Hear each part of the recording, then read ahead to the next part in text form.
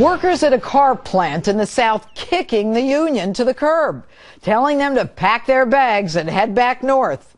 Employees at a Volkswagen plant in Tennessee rejecting the United Auto Workers' plan to unionize them. The union trying for years to finally invade the South, a place where many foreign car makers build their cars in America so that they can avoid unions. So what happens next? Fox Business correspondent Rich Edson joins us from Chattanooga, Tennessee. Good evening, Rich. How big of a blow is this one to the unions? Good evening, Judge. And this is significant for a number of reasons, but mostly because unions saw this as one of their best opportunities to try to organize, try to represent one of these plants here in the South owned by a foreign auto manufacturer. And that's because they basically had Volkswagen working with them to a certain extent. Usually businesses will try to do everything they can to get their workplaces organized when a union tries to organize them. But in this case, Volkswagen had an expedited timetable for the union election. They also allowed the union to come into the factory and lobby workers and talk to them over the last week or so to try to get them to join that union. So this has really been what was seen as probably the best case that they had to try to organize one of these plants, unable to do so. 7-12 to 6-26 was the vote on this one. And the result of all this is because of an agreement with Volkswagen and the United Auto Workers now that the UAW will stay out of this plant for the next year and not try to organize this plant. Now, it doesn't stop another union from coming into this particular plant or the UAW from going to different plants in the Southeast. We know reportedly that they have been going to try to organize different automakers, but the problem is you're never going to or haven't yet had the type of situation that the UAW had with Volkswagen, where they basically said, come on in and lobby our employees. And so that makes it much more difficult for them. You look at union membership when it comes to the UAW, a high of 1.5 million back in 1979, falling to about 400,000 recently. Now, you can have one more option here for the UAW. They could challenge this result with the National Labor Relations Board. There are union leaders who were saying that there was undue influence from outside groups to influence this election. They could challenge that with the NLRB, and the NLRB could allow them to hold this election again. We've contacted the union and the NLRB about this, and they've not gotten back to us. Rich, one quick question, Rich. I mean, were people shocked with the vote in this one? I think there was certain surprise here because they did see it as their best opportunity to do so because of the fast track, because Volkswagen had essentially worked with them to try to organize this and was staying neutral throughout this entire process. So there was a little surprise, the fact that this vote went the way that it did. All right, Rich, thanks so much.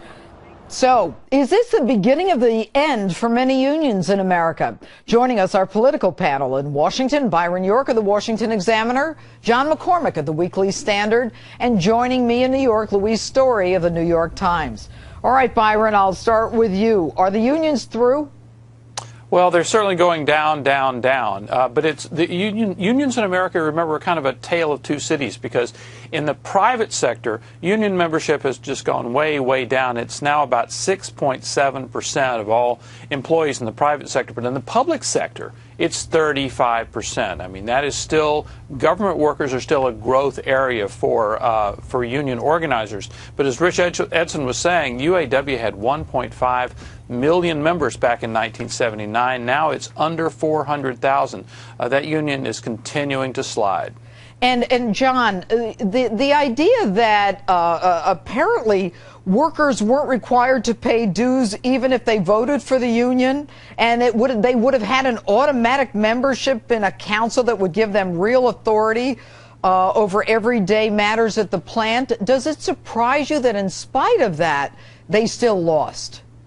Well, right before the vote was held, President Obama said the only reason you would vote against this is if you care more about German shareholders than U.S. workers. But as the reporting noted, the Volkswagen, they actually wanted this. They wanted a works council where people could negotiate on a day-to-day basis about operations. They brought them into the plant. At the end of the day, I think that the workers in Chattanooga just looked at the experience of Detroit and said, we don't need that. We don't need to go bankrupt, have bailouts. In many cases, employees actually earn more money in the South in these right-to-work states than they do there. And I think they just looked at the numbers and thought, not that much good can come from this. And Louise, what do you think in terms of the the decision to not go with the union. Isn't it for a worker, especially in the auto industry, isn't a worker more prone to want to be a part of a union where they feel that someone's out there fighting for them? Well, there are a few key details we haven't covered yet, which have to do with, other voices that were coming out during this.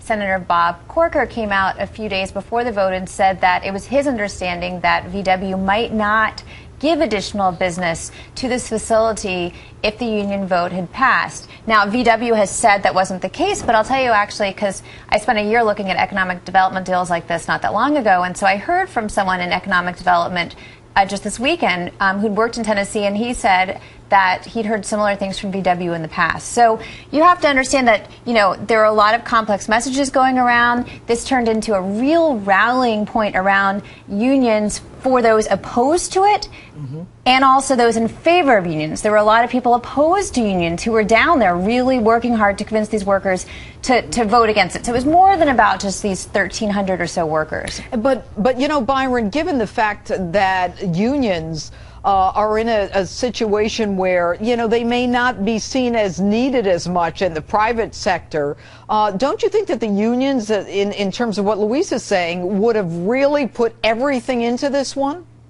Well, they did. I think there's no doubt that this was a huge deal for the UAW, because the only growth in the auto industry in the United States in the last several years has been foreign companies building cars in Alabama, Tennessee, Texas, South Carolina, throughout the South, in non-union states. Cracking that southern market would be a huge thing. I think one other factor you might want to consider here is essentially the political differences between a lot of the workforce in Tennessee and the UAW. The UAW is a big union. It has given about $40+ million in political contributions in the last quarter century.